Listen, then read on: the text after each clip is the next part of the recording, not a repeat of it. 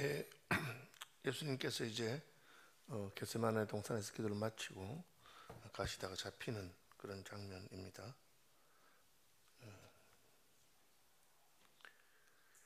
첫 번째는 예수님을 파는 사람이 예수님의 제자 중에 하나였던 유다라고 하는 사실입니다. 여기서 우리는 우리의 직분이 우리의 믿음을 지켜주는 것은 아니라고 하는 것을 알아야 됩니다. 직분 중에 가장 교회의 직분 중에 가장 위에 있는 직분이 사도직이라고 할 수 있습니다. 교회를 세우는 직이고 예수님께서 직접 임명하신 자리입니다. 그런데 사도였던 유다는 스승을 배신하는 자리에 가게 됩니다. 그러므로 항상 우리는 내가 목사이거나 장로이거나 권사이거나 집사라고 해서 그 직분이 나를 지켜주는 것은 아니다. 우리가 스스로 선택하는 것이 참 중요합니다. 예수님이 하나님의 아들인데 왜 잡혀갑니까? 그것은 예수님의 선택이었습니다. 예수님께서는 지금이라도 하늘의 천군 천사를 불러서 예수님을 잡으려고 하는 자들을 물리칠 수 있었습니다. 실제로 요한복음에 보면 이 장면을 설명하면서 네가 예수님 할 때 내가 그다, 그 말하는 순간에 잡으러 온 사람들이 다 뒤로 자빠졌습니다. 예수님 말씀 하나에 위력이 있은 것을 알 수 있습니다. 예수님께서 잡혀갈 것이면서 그렇게 하신 이유는 내가 힘이 없어서 잡혀가는 것이 아니고 하나님 아버지의 뜻에 따라서 순종해서 잡혀가는 것임을 제자들에게 보여주신 것입니다. 다시 말하면 예수님은 선택하셔서 잡혀가는 길을 택했습니다. 오늘 본문에도 내가 날마다 성전에서 가르쳤는데 너희들이 나를 잡지 않았다. 그때는 누군지 알잖아요. 잡을 수 있으니까. 예수님을 잡으러 보내는 종들에게 가룟 유다를 끼워서 보내가지고 가룟 유다가 입 맞추는 그 사람이 예수님이니까 그 사람만 잡아오거라. 딴 사람은 필요 없다. 제자들을 잡지 않았어요. 예수만 잡아오면 문제 해결된다 그렇게 했는데 예수님 말씀은 내가 날마다 성전에서 가르칠 때 그때는 왜 안 잡았느냐. 가르치는 사람 잡아가면 됩니다. 그런데 그렇게 하지 않았습니다. 다시 말하면 하나님의 허락이 없이는 예수님을 잡아갈 수 없었고 또 예수님께서 스스로 그 길을 가시기로 결정하지 않았다면 잡아갈 수가 없을 것입니다. 예수님은 선택하신 것이죠. 그러면 예수님이 잡혀가는 것을 선택했을 때 가룟 유다도 마찬가지입니다. 가룟 유다도 자기가 선생님을 파는 것을 선택한 것입니다. 이게 참 중요한 겁니다. 구약 성경에 보면 에스더서에 모르드게가 이렇게 말합니다. 하나님께서 우리 민족을 구원하실 것이다. 나는 그것이 하나님의 뜻인 것을 안다. 그런데 그 하나님의 뜻에 쓰임받는 자가 에스더와 자신이 되기를 바랬습니다. 네가 만약에 왕비의 일을 아까워하고 혹시 목숨을 두려워해서 하나님께서 서시고 잘 그때에 네가 행동하지 않는다면 하나님은 다른 사람을 사용하셔서 그 일을 할 것이라 그렇게 말했습니다. 만약 유다가 이러한 잘못된 선택을 안 했으면 하나님은 또 다른 사람을 통해서 하실 수 있구나 했습니다. 그런데 유다는 그것을 선택한 것이죠. 그러므로 우리는 우리의 직분이 아니라 나의 결단과 선택이 하나님 앞에 있는 것을 알아야 됩니다. 뜻을 정해서 하나님 말씀대로 살기를 바라고 뜻을 정해서 주님이 기뻐하는 일에 쓰임받기를 바랄 수가 있습니다. 또 다른 이들은 혹 재물에 눈이 멀어서 혹은 선생님의 가르침이 내 마음에 들지 않기 때문에 그런 잘못된 선택을 하는 경우가 있습니다. 밖에서 보면 잘 보입니다. 유다가 왜 저런 짓을 했을까? 저런 잘못된 선택을 했을까? 그렇게 보입니다. 실제로 예수님께서 형제의 눈에 티도 다 우리가 볼 수 있다고 그렇게 말했습니다.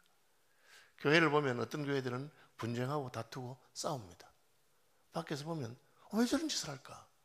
성도들끼리 한 마음이 돼서 하나님을 섬겨도 시원찮을 건데 교인들끼리 마음이 나누셔서 목사와 장로가 싸우고 장로와 장로가 싸우고 집사와 장로가 싸우고 그런 짓을 합니다. 어리석은 짓이죠. 그 잘못된 선택 때문에 그 교회는 어려움을 당하고 그렇게 합니다. 물론 하나님께서 그렇게 하신 이유가 있겠죠. 그죠? 제가 아니 왜 한국교회 이러냐고 제가 제 친구 아버님 목사님한테 좀 젊은 시절에 그렇게 물었습니다. 하나님 왜 그렇게 가만두시냐고 이렇게 물으니까 그분이 날 보고 너는 목사가 돼가지고 성경도 모르냐고. 그것이 바로 하나님의 징계다. 하나님께서 지도자들을 어둡게 하시고 그것이 그 백성을 칠 때 하나님 하시는 방법입니다. 백성들이 하나님을 떠나고 하나님을 잘 섬기지 않으면 하나님께서는 백성들을 미혹하는 어리석은 지도자를 세워서 그 나라가 망하게 만들고 그 집단이 망하게 만드는데, 그래서 목사들이 회개하고 교회가 회개하고 돌아와야 하나님께서 선한 지도자를 세우신다, 그렇게 말씀하신 것이 기억납니다. 어쨌든 유다는 예수님을 파는 선택을 했습니다. 우리는 굉장히 참 바보 같은 짓을 했구나. 뭐 언삼십에서 예수님을 파느냐. 그게 아니라도 조금 지나면 예수님 부활하시고 영광스러우시고 그분이 하나님 나라 전체를 통치하시는 메시아고 하나님의 아들인데 그걸 다 보고도 잘못된 선택을 합니다. 항상 내가 무엇을 선택하는 것인가 하는 것에 조심해야 됩니다. 사소한 이익 때문에 혹은 잘못된 자기의 감정적인 것 때문에 하나님 편을 택하지 아니하고 잘못된 길을 택하면 안 되는 것입니다.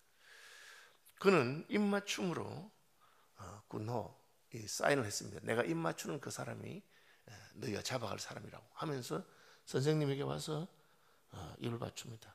이에 와서 곧 예수께 나와 랍비여 하고 입을 맞췄습니다. 뭐 이제 우리가 하는 허깅하고 이렇게 볼뽀뽀 같이 그런 정도로 이해하시면 좋겠습니다. 그렇죠?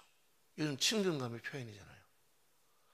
무섭죠. 속에는 선생님을 팔려고 하면서 겉으로는 딴 짓을 합니다. 겉과 속이 다른 것이죠. 예수님이 평생 제자들에게 조심하라고 한 것이 무엇입니까? 위선입니다. 회칠한 무덤과 같이 겉은 잘 꾸미고 속에는 딴 것을 품고 있는 것. 세상에는 그것이 처세술일 수 있습니다. 자기의 마음을 밝히지 않고 딱 숨기고 남을 속이는 것이죠. 그렇게 해서 이길 수도 있을지 모르고 합니다.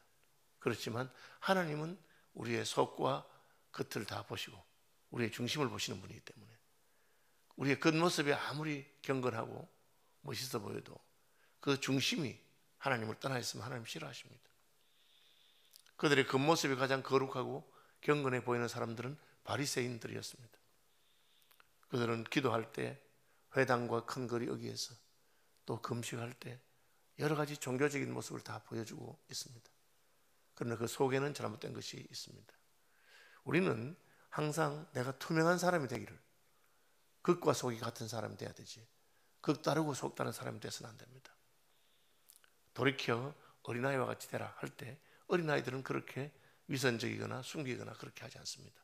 자기 있는 그대로 표현합니다.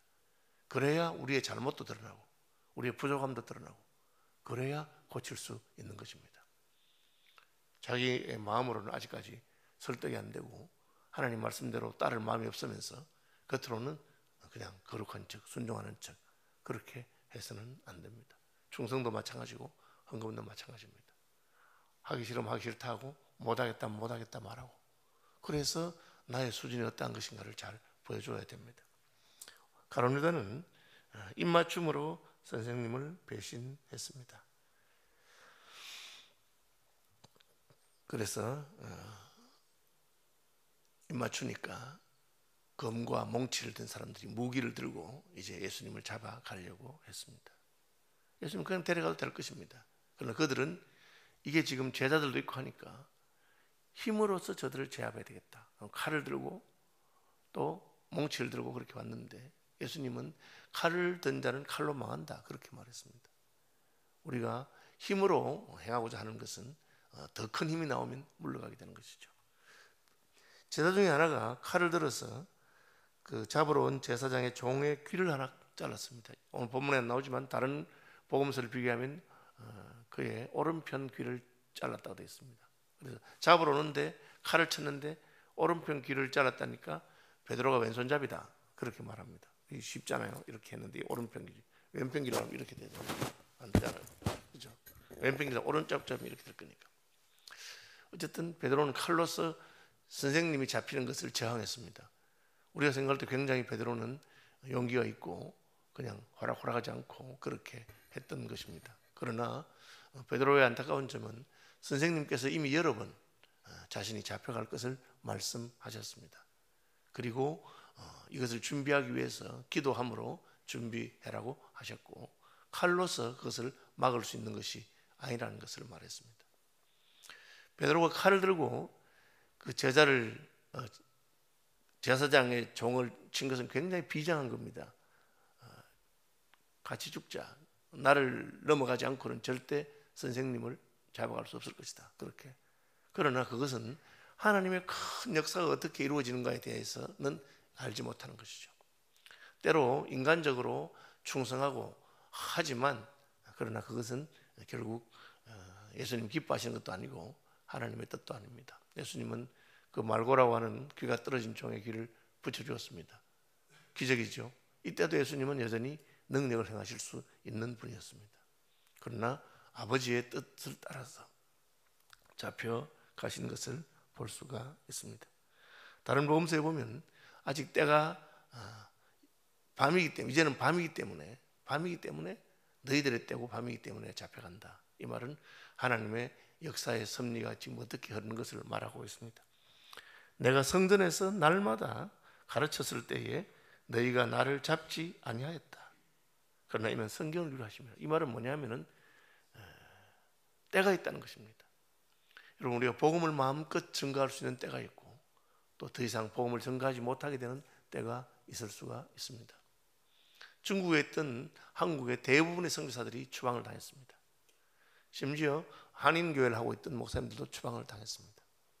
이런 때가 올 줄 우리가 몰랐죠. 그전에는 마음껏 복음을 전할 수 있는 것처럼 보이는 시절도 있었습니다. 우리 이것을 늘 알아야 됩니다. 기회가 항상 있는 것이 아닙니다. 때가 아직 낮음에 아버지께서 나를 보내신 일을 해야 될 것이다. 그렇게 하나님께서 우리에게 자유롭게 예배할 수 있는 기회를 주시고 마음껏 기도해도 괜찮은 때에는 우리가 예배하고 기도하는 일에 힘써야 되고 복음을 전하는 것을 아무도 막지 못할 때에는 열심히 복음을 전할 수 있어야 합니다. 왜? 항상 그렇다고 하는 보장이 없습니다. 지금 중국은 서서히 기독교에 대한 압박이 있고 선교사들은 이미 많이 추방당했습니다. 거의 지금도 좀 남아있는데 그분들은 저희 OMF 같은 경우에는 선교사라고 하는 정체를 전혀 드러내지 않고 의사든지 혹은 봉사하는 그 일만 하십니다. 그야말로 숨어서 하나님께서 드러낼 때만 겉으로는 전도도 하지 않고 그렇게 하는 분들이 있습니다. 대부분은 물러가게 된 것이죠. 예수님이 내가 성전에서 마음껏 가르쳐도 너희가 잡지 않았는데 이제 이렇게 오는구나. 예수님은 그것이 하나님의 때가 되는 줄 알았기 때문에 베드로에게 칼로서 하지 마라. 그래서 때가 그렇게 되기 때문에 그런 건 잡혀가는 것입니다. 잡혀가시고 그렇게 했습니다. 베드로는 이렇게 열심히 예수님을 막았지만 사실은 내일 보면 베드로가 또 예수님을 따라가다가 부인하고 하는 그런 것을 보게 됩니다. 그것이 자기의 능력을 넘어서는 것이기 때문에 그렇습니다. 할 수 없는 것을 하고 싶다고 되는 것이 아닙니다. 계속해서 봅시다. 제자들이 다 예수를 버리고 도망했습니다. 이게 이제 목자를 치리니 양의 떼가 흩어진다. 이 본문을 통해서 하나님께서 보여주시는 것은 예수님이 십자가에 달리기 위해서 잡혀갈 때 아무도 예수님 편에 있지 않았다고 하는 것입니다.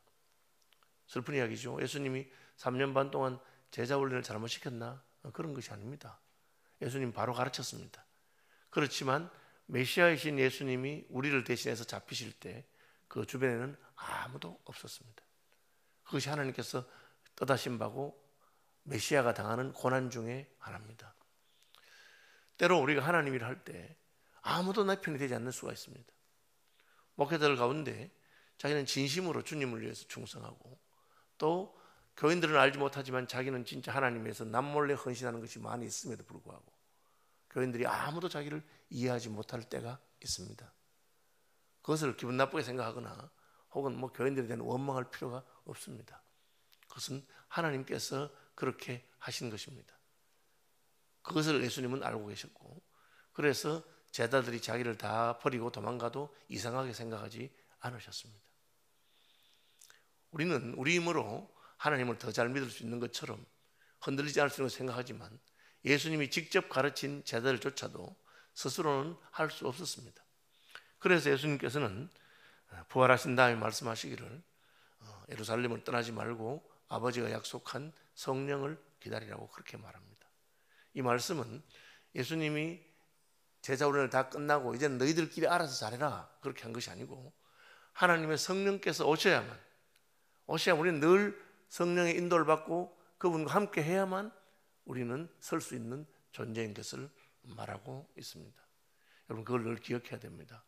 내가 평생을 예수 믿었기 때문에 나는 흔들리지 않을 것이다 라든지 나는 믿음이 좋은 사람이니까 괜찮다, 그건 착각입니다. 늘 연약한 존재입니다. 하나님 오늘도 저를 붙들어 주시고 성령께서 저와 함께 하여 주옵소서. 제 입술을 주장하시고 제 말과 태도를 붙들어 주옵소서. 그렇게 해야 됩니다. 그렇게 하지 않으면 우리는 언제든지 유다처럼 될 수 있고 예수님의 제자들처럼 그렇게 될 수밖에 없는 존재입니다. 그것을 인정하고 시작해야 됩니다. 저는 연약한 존재입니다. 하나님 저와 함께 하시고 저를 도와주시기를 바랍니다. 그렇게 해야 됩니다. 모든 제자들이 다 예수를 버리고 도망할 때 한 청년이 벗은 몸에 배 혼니부를 두르고 예수를 따라갔습니다. 무리에게 잡힘에 혼니부를 버리고 벗은 몸으로 도망했다. 누구는 이걸 보고 가장 오래된 역사적인 스트리킹 기록이라고 그렇게 말하는데 이 청년을 보통 마가요한이라고 생각합니다. 이 마가복음은 자기가 기록했기 때문에 자기 이름을 적지 않았습니다. 요한복음에도 요한이 이것을 기록한 사람이 바로 그 사람이라 할 때 예수의 사랑하시는 제자다 할 때 자기 이름을 드러내지 않고 그렇게 하는 기록 방식이 있기 때문에 이 마가요한입니다. 마가요한도 청년이고 하니까 따라가다가 저놈은 누구야 하고 하니까 도망가 버렸습니다. 그 정도가 우리의 한계입니다. 내가 원해서 저절로 나도 모르게 거짓말하게 되고 나도 모르게 그렇게 합니다. 그죠? 저는 이제 학교를 일찍 들어가서 친구들보다 나이가 한 살 어립니다. 그런데 집사람하고 처음 봤을 때 집사람이 내보면 몇 살이냐고 물어보는 거예요. 그럼 내 나이를 말하면 되는데 나도 모르게 한 살 많게 해가지고 몇 살이라고 그래 말하고 나중에 사과하고 정정했습니다. 진노고 생각하면 그때는 내가 어린 게 싫어가지고 친구들보다 그렇게 한 거죠. 평생 예수 믿었고 못된 신앙입니다.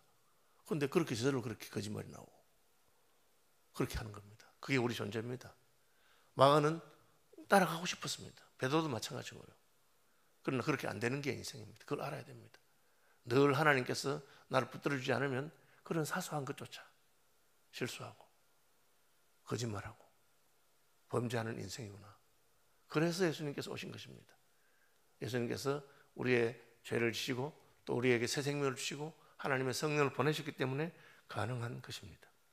3년 반 동안 예수님이 힘써 제자 훈련하시고 표적과 기사를 보고 능력도 행했지만 주님이 가실 때는 아무도 따라가지 못했습니다.